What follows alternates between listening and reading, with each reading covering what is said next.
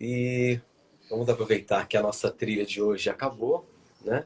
Para começarmos. E abrindo um parêntese, para quem ainda não sabe, nós estamos disponibilizando a nossa playlist, né? A playlist Horácio Frazão no Spotify. Então lá você vai ter o acesso a todas as faixas que eu coloco aqui. São músicas realmente para levantar a nossa energia. A Nádia, Bom, Maria. então, pessoal, hoje nós vamos começar a nossa primeira live. Bem-vindos a todos de mais uma série, né? E esta é a primeira parte da série Indo Além do Ego. Nós iremos falar exatamente do assunto envolvendo o ego, não é, Flavinho? Sim, sim.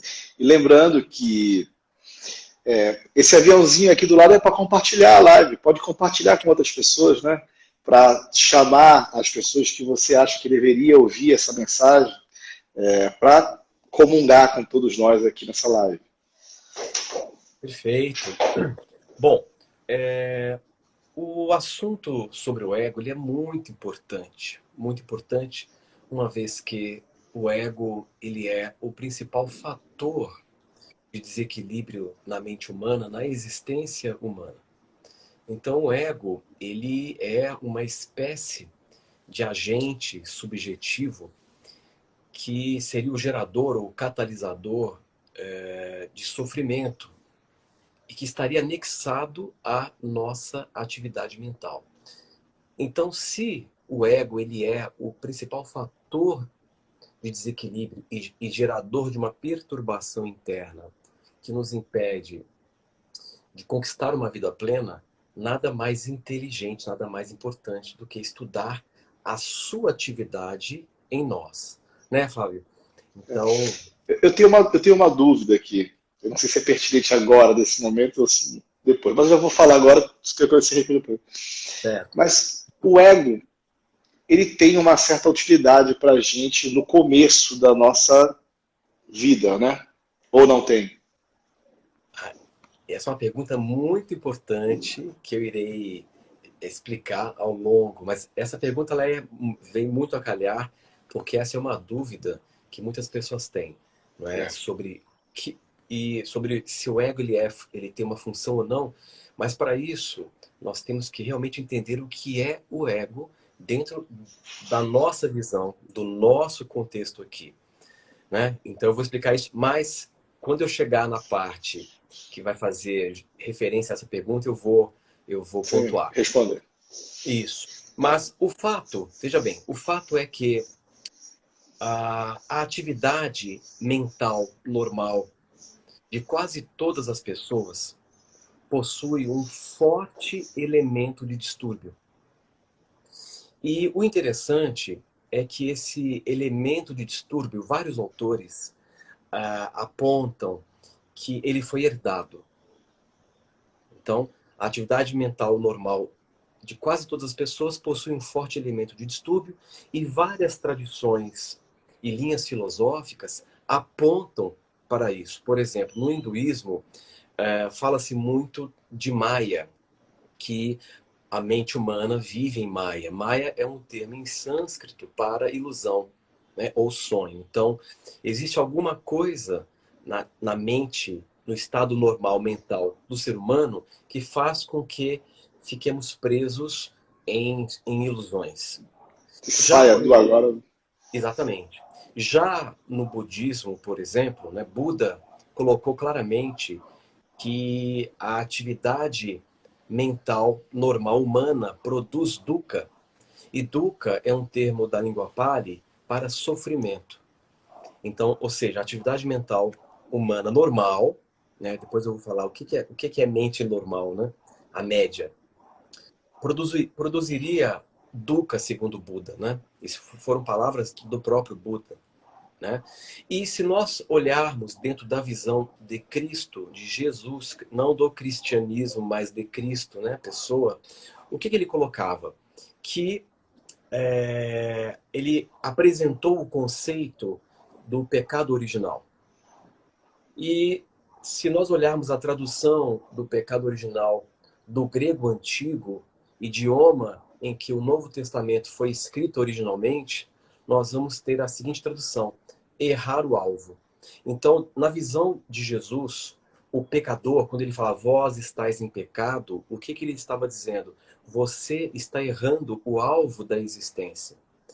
Então, dentro deste errar o alvo, ele colocava que a pessoa que está vivendo cegamente, ela está vivendo insatisfeita, ela está vivendo sem nenhum sentido, não é? Ela preencheria todos os quesitos de um pecador.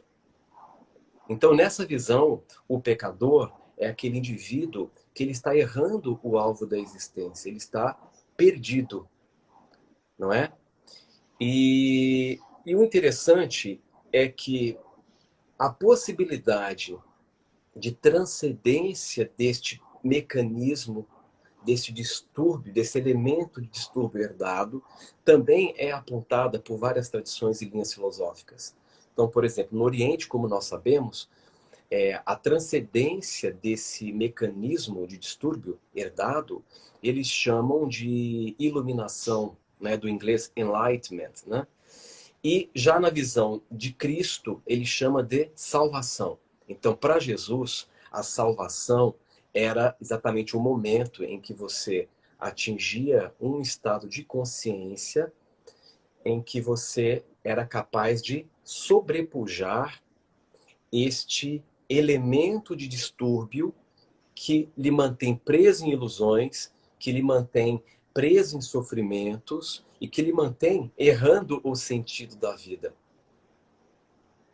Então é muito interessante ver como várias linhas e tradições já apontavam isso assim há alguns milhares de anos, né? Se você notar, certas linhas filosóficas têm milhares de anos de existência.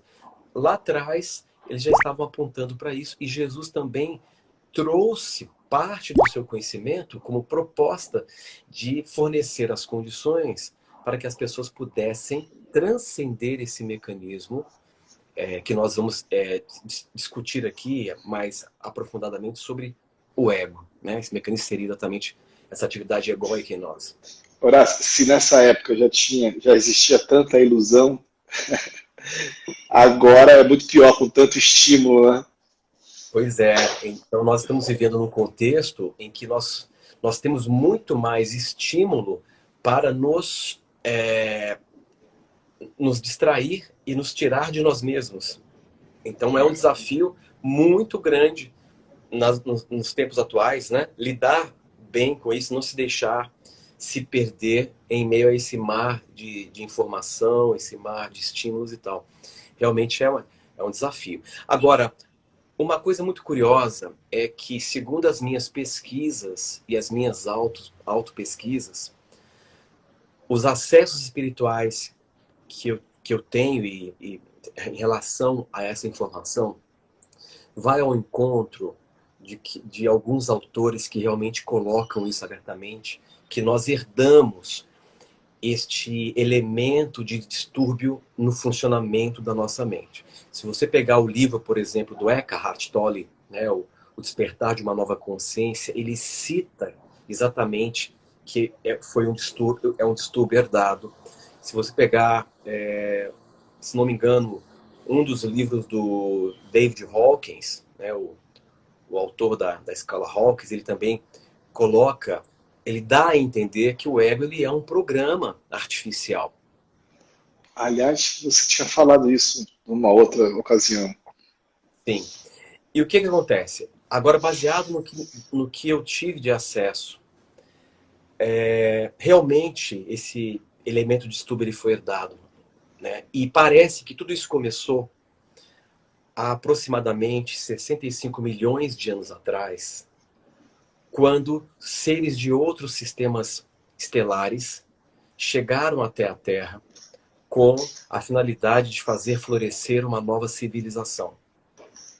E com esta motivação, eles se viram no direito de aplicar alta tecnologia genética para criar uma nova raça. Até que criaram uma nova raça, e essa nova raça constituiu um híbrido, um ser que tinha parte de material genético desses seres de outros sistemas planetários e parte do material genético oriundo do nosso próprio planeta. E ao que tudo indica, nós somos a derivação dessa raça criada, mas isso é uma outra história. O que nos interessa aqui é que, no momento em que eles estavam manipulando a genética com alta tecnologia, eles embutiram uma série de mecanismos genéticos. E um desses mecanismos genéticos foi a inserção de um programa fortemente arraigado nos meandros da mente, com o intuito de capturar a consciência num looping de projeções de memórias internas, impedindo com que a consciência pudesse ter, a consciência naquela época, né, pudesse perceber por conta própria a verdade sobre si mesma e sobre o que é a vida. Então, o ego é um filtro instalado. O ego, ele é um filtro, um programa instalado geneticamente. É um processo que tem uma base genética e psíquica. Sim. E como nós somos a derivação dessa proto-raça, nós herdamos.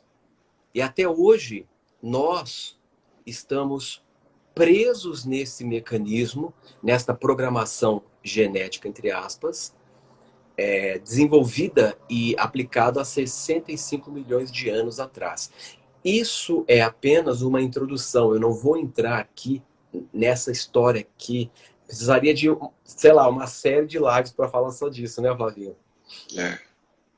Mas, veja bem, então, mas eu quero explicar o que é exatamente esse elemento de distúrbio que está implantado na mente humana. Na mente humana e como isso funciona. E quais são os caminhos, ou quais seriam os passos para sobrepujar e chegar a uma transcendência efetiva deste mecanismo. É isso que eu quero explicar. Para isso, nós precisamos entender, primeiro, o que é o ego e como ele se forma. Então, vamos partir dessa perspectiva. O ego se forma no ser humano quando a mente se forma. Nós sabemos que a mente ela está perfeitamente formada, ela atinge a sua maturação a partir dos 6 anos de idade. Então, uma criança, quando ela nasce, do 0 aos 6 anos de idade, ela entra num processo de maturação do seu sistema nervoso e, portanto, de maturação da sua mente.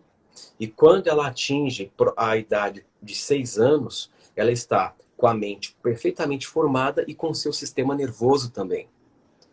E com o sistema nervoso e a mente formada, ela passa a ter, então, os primeiros ensaios de autoconsciência. Ela, então, realmente se reconhece como indivíduo e ela se reconhece existindo, ela tem o sentimento, ela sente que existe. Antes dessa idade, a criança, por exemplo, entre 0 e 3 anos de idade, por não ter uma mente bem formada ainda, ela tem pouquíssimos conteúdos e portanto, ela está ainda em um estado que nós poderíamos colocar de ausência de ego ou de não mente. Então, a criança ela vive um estado até 3, 4 anos já começa a mudar um pouco, mas até 3 anos ela está vivendo um estado de não mente e, portanto, ela ainda está completamente livre. Ela não está na cabeça, ela está perfeitamente no seu corpo. Ela não precisa do passado e muito menos do futuro. Portanto, ela consegue experimentar as suas emoções sem repressão. Então, a criança ela é total na raiva, no choro, na alegria, e ela não tem ainda nenhuma conexão com o passado e muito menos com o futuro. Então, ela está num estado de completa inteireza, né? Isso é muito comum, eu já comentei isso em algumas lives aqui. Por exemplo, a criança até 2, 3 anos, ela é muito interessante porque ela se refere a si mesma na terceira pessoa. Então, né, vamos supor que eu sou uma criança com 2, 3 anos, vou falar assim: Horácio quer brincar. Onde está o brinquedo do Horácio? Não é? Onde está, né, a mamãe do Horácio? É muito interessante. Mas por que que ela se refere na terceira pessoa? Porque ela não tem um eu formado e ela não está ainda fortemente identificada com a própria mente. Então ela está livre. O interessante é que à medida que ela vai se desenvolvendo e à medida em que ela aprende e ela vê os pais pronunciando um som olhando para ela, e esse som que eles estão pronunciando é o nome dela, a criança aprende a se associar com aquele som e ela aprende que aquele é o seu nome. Então ela se associa. Né? O pai olha para ela e chama fulano. E esse ato recorrente faz com que a criança associe som igual a mim. Então, este som diz respeito a quem eu sou. É assim que ela cria a associação. É uma coisa meio que automática. E com o passar do seu desenvolvimento, ela então descobre uma outra palavrinha mágica, que é eu. Agora, o nome, a palavra, o som que ela reconheceu como sendo o seu nome vira um pensamento em sua mente. E depois este pensamento, nome, se associa com um outro pensamento, uma outra ideia, que é eu. Então agora ela tem uma pequena estrutura mental em que ela associa o seu nome com esse conceito de eu. E essa estrutura mental, eu mais meu nome, se torna uma espécie de baú em que a partir de agora ela irá, ela irá coletar uma série de pensamentos que ela irá aprender e irá jogar dentro deste baú. Daqui a pouco ela vai descobrir o conceito de meu. Agora, eu e meu. Agora eu não falo, o Horácio quer eu, O brinquedo. o Horácio está procurando o brinquedo do Horácio. Agora eu quero o meu brinquedo. Então, este baú chamado de eu começa então a se tornar carregados de conteúdos ou de pensamentos. E é assim que começa a história dentro da nossa mente de quem pensamos ser. E aí começa também a criação, né, do medo psicológico, né? Porque aí começa a posse, começa o apego, começa uma série de outros fatores, né? Começa uma série de outros fatores, porque nesse estágio que eu estou explicando, né, ele vai se tornando cada vez mais complexo. Porque essa história que você começa a contar, que nada mais é do que um conglomerado de pensamentos e memórias, ela constitui e fortalece aquele que é parte da história, que é este eu ficcional, que é o sujeito que vive a história.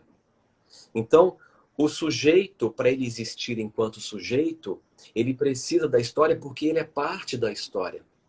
Se não há história, não há o sujeito. Até aí tudo bem. Então esse eu ficcional, ele vai então angariando mais e mais conteúdos e ele começa a eleger os conteúdos que dentro da sua própria leitura irá fazer com que ele se sinta mais ele, ou com que ele se sinta mais eu.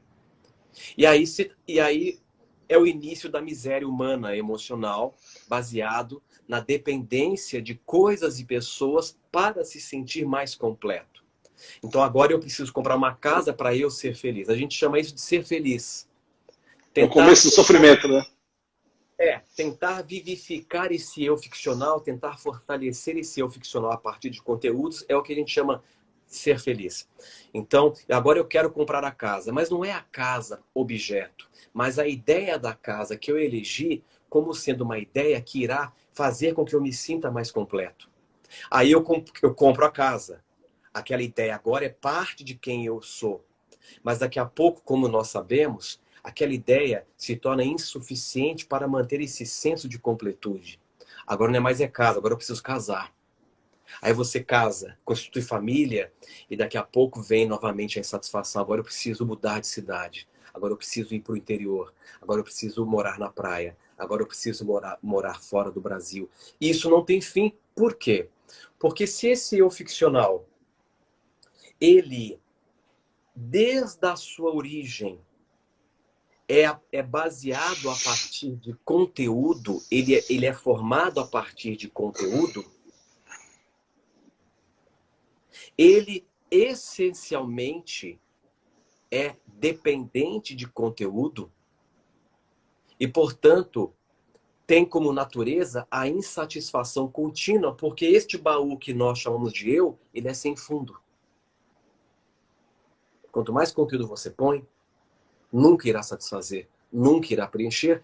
E o reflexo disso na vida prática é, por exemplo, pessoas vivendo num piloto automático, na busca de mais e mais e mais para suprir uma sensação ilusória de vazio. É como eu disse, né? O vazio sob o olhar deste eu ficcional é um abismo que deve ser preenchido a todo custo. Mas se você olhar esse vazio com um olhar sem ajuizamento, sem pontos de vista, você vai descobrir que este vazio em você está aí para lhe preencher e não ser preenchido. Então, note que neste processo, o ser humano, fortemente vinculado a essa história e a este eu ficcional, ele está fadado a uma vida de insatisfação. E também está fadado ao sofrimento, e eu vou explicar o porquê. Então, veja bem, eu estou primeiro construindo o entendimento do que é o eu pessoal. Este eu ficcional, este eu fictício, mantido por uma história que você insiste em contar para si mesmo de quem você pensa ser, é o que compõe o eu, que eu chamo de eu pessoal, e, portanto, uma identidade, uma pseudo-identidade. Né? Uma pseudo-identidade. Porque como nós estamos fortemente identificados com a mente e, portanto, com a história, nós acreditamos que nós somos a nossa história. Então, quando alguém pergunta para você, quem é você? Você evoca uma história. Eu sou aquele que nasceu em tal lugar, filho de fulano e beltrano, que se formou em tal graduação, que hoje exerce o título tal, tem um status tal em tal empresa, que é casado, que é isso, que é aquilo. Agora, se nos fosse vetado o acesso à história, à memória, e se nos fôssemos perguntar quem é você? Se você não pode acessar essa história, você não consegue se definir. E aí você descobre que essa identidade, ela é uma identidade falsa, porque ela está baseada em uma história. É quem você está agora, né? Não quem você é. Exato. E, portanto, os dois grandes males da humanidade hoje, quais são os dois grandes males da humanidade hoje? Depressão e ansiedade. Ansiedade, eu ia falar. E esses dois grandes males, eles estão em função da psicodinâmica deste eu pessoal com o qual nós estamos identificados. Ou seja, este eu pessoal, ele depende do passado, porque o passado lhe garante uma identidade, entre aspas. Então ele precisa do passado, ele é obcecado com o passado. Porque a identidade dele está em função das memórias que ele se apegou. Sim. Então, para ele não soltar quem ele pensa ser, ele cria mais tempo psicológico, né? Para frente, para trás. Exato. Por quê? Por que ele precisa criar mais tempo psicológico? Por que ele precisa reforçar as conexões com o passado? Porque para ele, romper com a conexão com o passado é perder a identidade. E uma pessoa que está fortemente identificada com este eu fictício, perder a identidade é literalmente inexistir. E nós não queremos inexistir. E a cultura hoje é o contrário disso, na verdade, né? Porque eu já vi comentários de pessoas que falam assim, não, eu estou muito centrado, eu estou muito em mim. E eu vendo que a pessoa está identificada com o ego dela, não com quem ela realmente é, né? Não estava aberta, está cada vez mais fechada e um funil ficando cada vez mais estreito e ela está achando que está crescendo. Sim. Aí você tem também uma outra coisa, que são dois processos condicionados. Se você está pegado ao eu fictício, você ficará obcecado com o passado, porque de lá você extrai uma pseudo-identidade.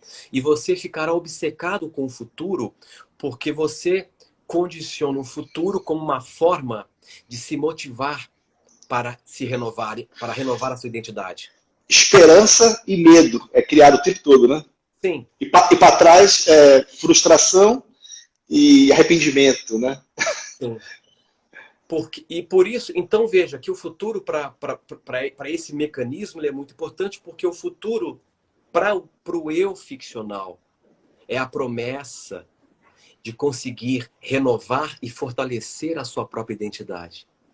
Então eu falo, agora eu vou conquistar tal coisa, agora eu quero isso. E essa motivação, na verdade, é a busca do fortalecimento dessa identidade, dessa história. Então nós ficamos presos num jogo trágico, cômico, passado traumático, futuro fatídico. Boa parte das pessoas ficam presas neste mecanismo. Agora veja, há algum problema? Há algum problema nesta história que estamos contando para nós? Há algum problema em ter projetos, em ter metas no futuro? Nenhum problema. Desde que você não busque uma identidade nessas coisas. Não bote a sua felicidade nisso, né? De alcançar isso. Sim, exatamente. Pensar sobre o futuro não há nenhum problema. Mas viver do futuro é um grande problema. Pensar no passado não é nenhum problema. Mas viver do passado é um grande problema. Então, dentro dessa explicação, a pergunta é: este eu fictício é o ego? Este eu ficcional, este eu que é parte de uma história, isto é o ego? Não. Isto não é o ego. Isto não é o principal elemento de distúrbio herdado, que alguns autores comentam e que eu comentei aqui. Então, o que é o ego? O que eu estou explicando é a falsa identidade que você está preso. A falsa identidade que você está preso. Mas esta falsa identidade não é o ego. Então, o que é o ego? Quando é muito comum as pessoas que estão na espiritualidade, buscando um caminho espiritual, quando você pergunta à pessoa quem é você, ela então declina um discurso poético. Aí eu sou a consciência infinita e ilimitada, parte do uma todo. centelha divina. Mas isso é só mais uma história sofisticada para incrementar o mesmo eu da história. O Eckhart Tolle, ele fala no Poder do Agora que a gente cria muito, não tem a prática disso, e fica só no discurso, né? Então isso Exato. também é uma ilusão, né? Sim, porque se você fica no discurso, você só está sofisticando a história que você conta para si mesmo. Isso não faz diferença nenhuma, muito pelo contrário. Só irá fortalecer a sua atração com a história. E aí Sim. há um grande perigo. Há um grande perigo. Agora, vamos avançar e vamos definir aqui no nosso contexto de discussão o que é o ego. Se o ego não é o eu pessoal, este eu baseado em uma história que nós contamos de quem pensamos ser, o que é o ego? Então vamos lá. O ego é exatamente este forte elemento de distúrbio herdado pela mente humana. O ego é um hábito crônico de identificação com a mente e, portanto, com a história. O ego é o resultado desse hábito crônico de identificação com a mente. Eu poderia ir além. Na verdade, eu estou colocando hábito, mas como é um mecanismo implantado, é uma tendência que nos força a uma identificação crônica com a mente e, portanto, com a história que contamos para nós. Então, o ego, ele é o resultado deste mecanismo e este é o elemento de distúrbio presente na mente humana. A identificação mental com a própria mente. A mente é um aparelho extraordinário. Quando somos capazes de romper com a identificação com a mente, nós iremos usar e usufruir de um grande potencial disponível na própria mente, que só é possível ser usado por aqueles que conseguiram transcender este hábito, esta tendência crônica de identificação com a mente. Então, essa tendência crônica de identificação com a mente, portanto, com o eu ficcional, gera uma contração crônica da consciência. O ego, portanto, ele é um processo, ele não é algo em si. Ele é este processo de identificação mental. E, portanto, pode ser perfeitamente interrompido. Pode ser perfeitamente interrompido. E, para que haja essa interrupção, há que se ter o reconhecimento, primeiro, do que é o ego, e é o que nós estamos fazendo aqui, e, portanto, nós estamos abordando uma das ilusões mais aterradoras que assola a humanidade há milhares de anos. O que nós estamos tratando aqui é da possibilidade de romper com um programa que foi instalado há 65 milhões de anos.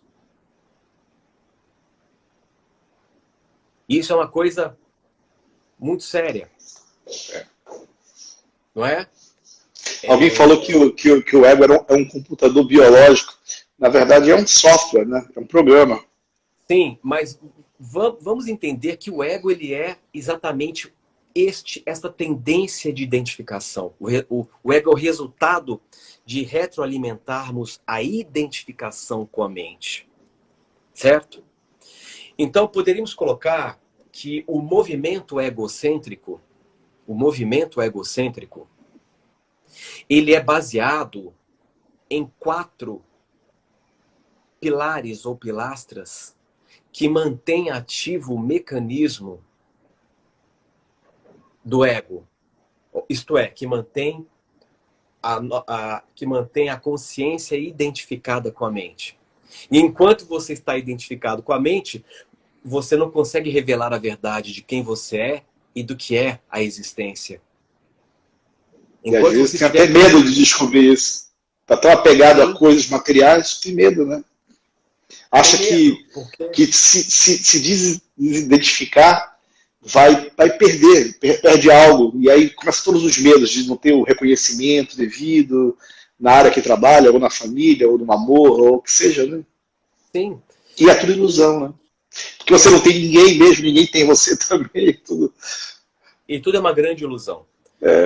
Então, esses 4 pilares que compõem o movimento egocêntrico são os pilares que geram em nós o que Buda chamou de dukkha, sofrimento. Quais seriam esses 4 pilares? É o que eu chamo dos 4 R's que mantém a movimentação egocêntrica ativa no ser. Resistência, reação, receio, repetição. São os 4 R's que compõem a dinâmica do ego. A resistência é a coluna vertebral que mantém o processo de identificação com a mente, portanto, mantém o ego. Quando você resiste a algo, você se torna naturalmente reativo àquele algo. O receio ou o medo é exatamente a ilusão de ótica de que nós estamos separados. E a repetição é o resultado da atividade do ego. Se você fizer uma rápida reflexão, você irá entender que todo o seu sofrimento, todo o sofrimento que você vive hoje na sua vida, você vai detectar claramente que toda e qualquer forma de sofrimento que você está sentindo deve-se apenas ao mecanismo de resistir ao que foi ou de resistir ao que está sendo. Então, sofrer é resistência.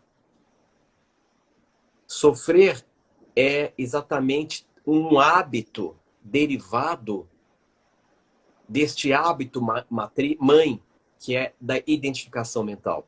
Então, se você parar para pensar, você só está sofrendo agora porque você está resistindo a alguma coisa. Se você rompe com a resistência, você para de sofrer. Geralmente, resistência ao que foi, na maior parte dos sofrimentos. E resistência ao que é. O não aceitar, que é o que eu falo tanto, né? Te leva a entrar em sofrimento. Quando o Buda atingiu a iluminação, os seus próximos perguntaram para ele: Buda, o que é a iluminação? E ele ficou em silêncio. Porque como era um processo que está além da mente, não era possível tornar esse processo inteligível pelas vias do intelecto, pelas vias da razão. Então ele fica em silêncio como resposta. E na insistência dos mesmos, ele resolve colocar assim: a iluminação é o fim de todo o sofrimento. É assim que ele define. Muito bem. Então, a atividade egóica em nós funciona a partir desses 4 pilares centrais. E a partir desses 4 pilares centrais, você tem a derivação de todos os processos emocionais negativos.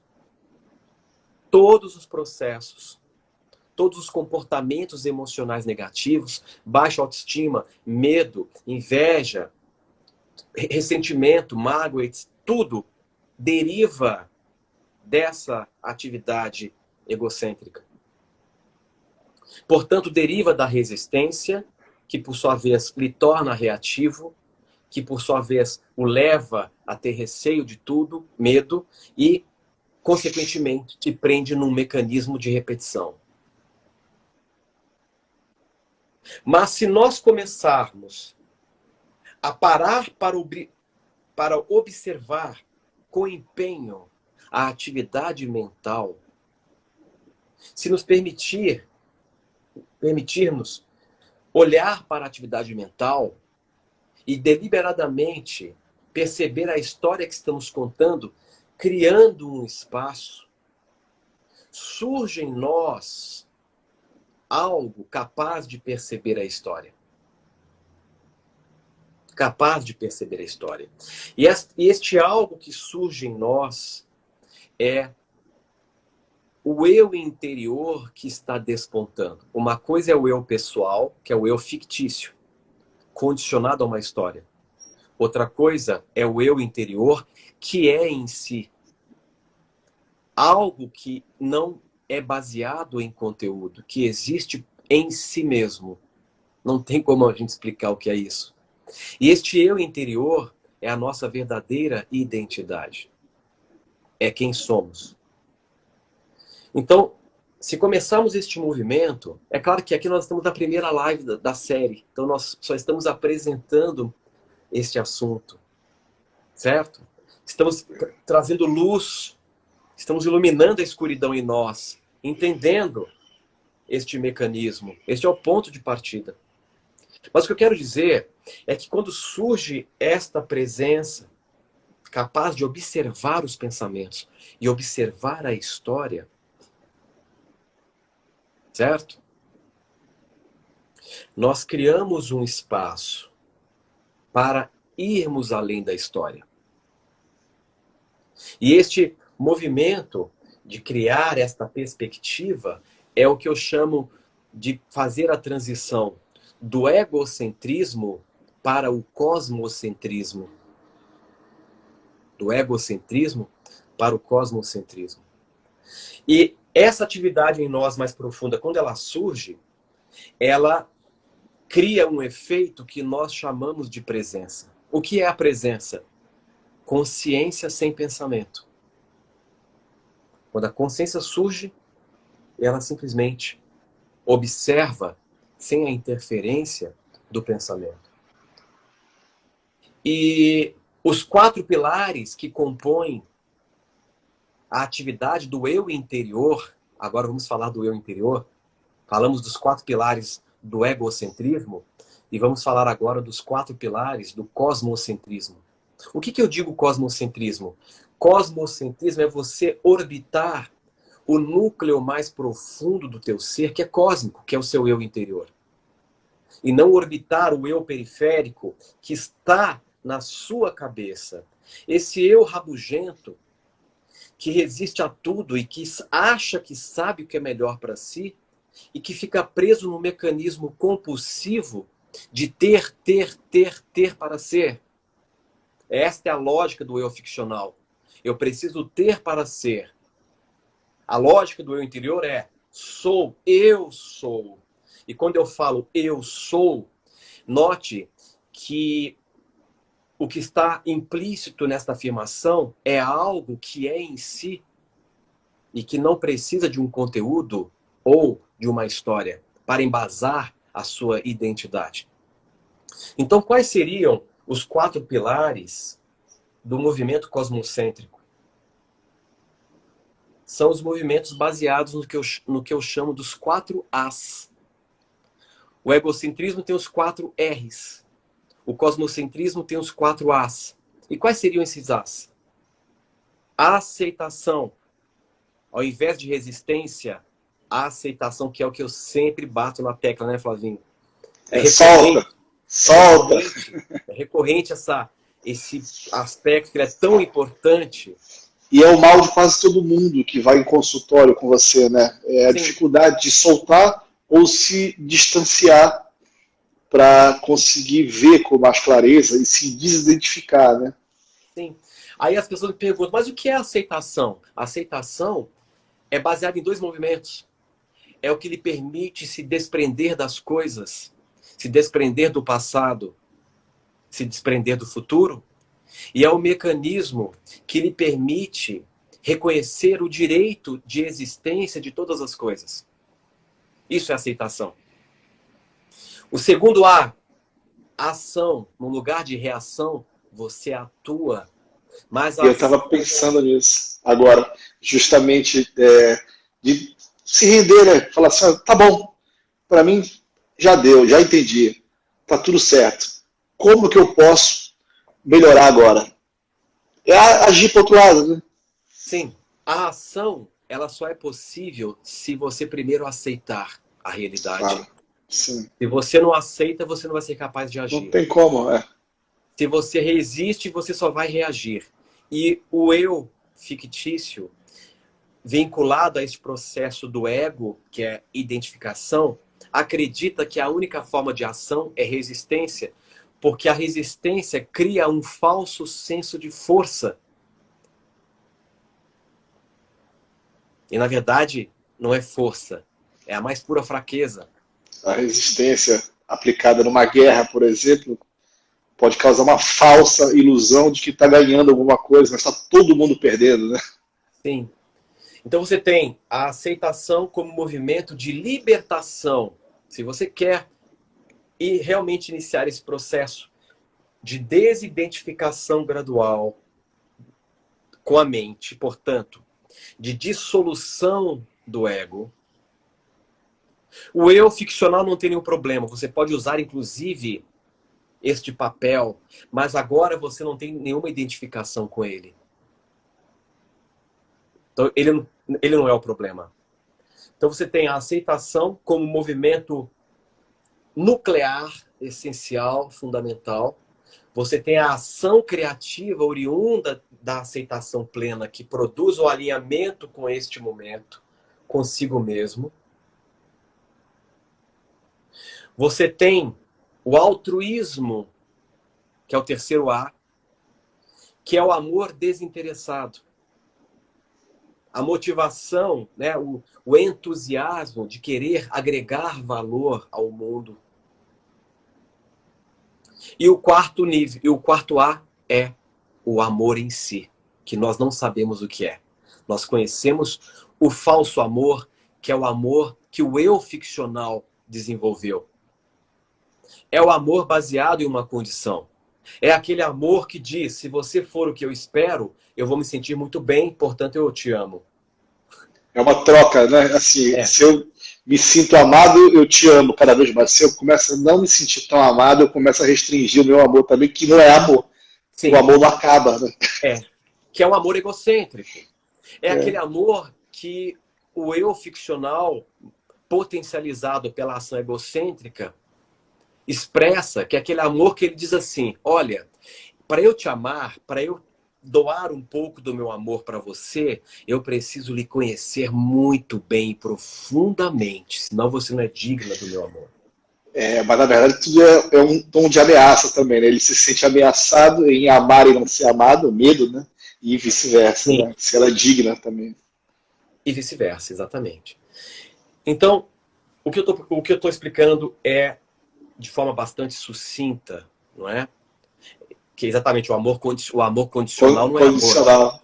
O amor condicional não é amor. O único amor é o amor incondicional, que nós não sabemos o que é ainda. Isso. Porque nós estamos presos. Nós estamos capturados por este looping de projeções internas das memórias. Então nós não sabemos o que é amar incondicionalmente. O que é amar sem querer nada em troca. Nós não sabemos. É difícil. Então, nós estamos na etapa, é o que eu sempre digo, não se preocupe com amor agora. Você não está pronto para isso. Nós estamos na etapa de aprender a respeitar tudo. O respeito é um ensaio para o amor legítimo. Respeitar todas as formas de vida. Respeitar o que o outro é. E este respeito vem da aceitação absoluta da realidade. Muito bem. Então, a partir deste mecanismo que eu estou expondo, nós estamos descobrindo que o ego nada mais é do que uma tendência de identificação com a mente. O indivíduo que consegue perder a identificação com a mente de modo relativo, ele já começa a ter surtos de impessoalidade. Quando ele rompe permanentemente esta identificação com a mente, ele descobre a verdade de quem ele é. E é interessante, Flavinho, quando a gente olha nos registros da história espiritual, tanto no Oriente como aqui no Ocidente, o que nós temos é que é unânime a resposta de todos aqueles que conseguiram sobrepujar essa atividade artificial implantada.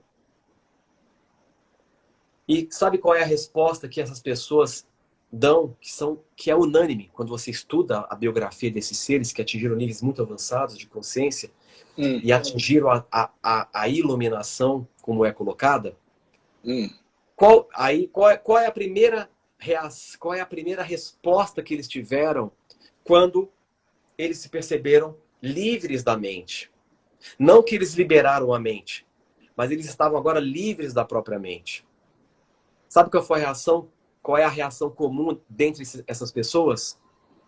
Uma grande gargalhada por constatar que era tão óbvio. Então eles dão uma grande gargalhada por constatar como eu fui capaz de ficar preso tanto tempo nisso. E uma vez que você consegue dissolver essa identificação completamente, você passa a ter o poder sobre a mente. Você passa a ter o poder de desligar a mente e ligar a mente quando você quiser. E essas pessoas, boa parte do tempo, elas vivem em um estado de não mente. Quando elas precisam articular, desenvolver uma linha de pensamento, elas ativam a mente. Mas boa parte do tempo, quando elas estão com elas, quando elas estão desfrutando da vida, elas estão num estado de não-mente, que é o estado que a criança até os 3 anos de idade vive. Isso foi uma coisa interessante. Hoje eu folheando o Poder da Agora, né? E aí eu li o Eckhart Tolle falando que 99% das pessoas têm uma mente que cria sofrimento. E elas passam a criar mais sofrimento quando elas começam a querer não criar mais sofrimento. Quando, na verdade, elas precisam aprender a lidar com isso. E lidar com isso é a chave para saber desligar. E às vezes liga sozinho de novo. E você desliga e liga sozinho. Você não pode combater. Se entra lá no modo de combate, você está resistindo, está se segurando justamente no que você quer mudar, né? Exato. E dentro dessa explicação que eu estou aqui desenvolvendo, nós podemos entender o grande paradoxo da iluminação. Porque aqui, veja, iluminação nada mais é do que perder a identificação com a mente, perder a identificação com o eu ficcional. Isso não é se alienar, nem negar, nem ser indiferente. É um estado de consciência maior. E esse grande paradoxo da iluminação propõe que, ao despertar, ao atingir esse estado de não identificação mental permanente, tudo muda, mas nada muda. Mas como assim? A realidade é a mesma, as pessoas são as mesmas, o seu corpo é o mesmo, o eu fictício ainda é o mesmo, mas a sua visão de tudo mudou. Certo? E esse é o grande paradoxo, que nós só iremos entender na prática quando cada um de nós passarmos por essa experiência. Então, isso que eu estou dizendo é, como diz a Jubilita, estar no mundo sem ser do mundo. Essa aí pegou. E é o que o Eckhart Tolle coloca. Morrer antes que você morra e descobrir que não existe morte. Não existe morte. Este morrer é morrer para o passado, é morrer para o futuro e viver apenas em completa comunhão com o momento presente, que é onde a vida acontece, que é onde tudo é possível. Então, poderia dizer que não há muita diferença entre aquele que é taxado, que é diagnosticado como louco, e nós. O louco diagnosticado como louco expressa a sua loucura. E nós somos aqueles loucos que não temos coragem de expressar a loucura que está em andamento dentro das nossas próprias cabeças. Que é exatamente esse turbilhão de pensamento involuntário sobre o qual você ainda não tem o menor controle e que cria cenários psíquicos que te governam. Muitas vezes pensamentos tão desconexos e que se você fosse expressar, verbalizar cada um deles, você certamente seria taxado como louco. Então a mensagem que eu deixo é que há em nós uma grande ilusão e que é da nossa responsabilidade transcender a ilusão para manifestar a nossa verdade no mundo. Talvez esta seja exatamente o principal fundamento de uma encarnação. Se você encarna e você não foi capaz de se descobrir, você falhou na sua encarnação. Eu sei que é duro, que é pesado ouvir isso, mas é a realidade. Bom, estamos chegando aí no finalzinho da nossa live. E uns recadinhos. Muito material para refletir, né?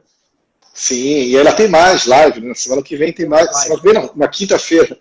Na quinta.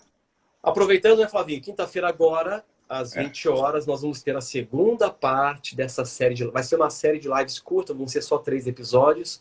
Então, na quinta, nós vamos ter a segunda parte. Esta primeira parte foi a introdução, o primeiro contato, para depois, então, mergulharmos nos outros aspectos.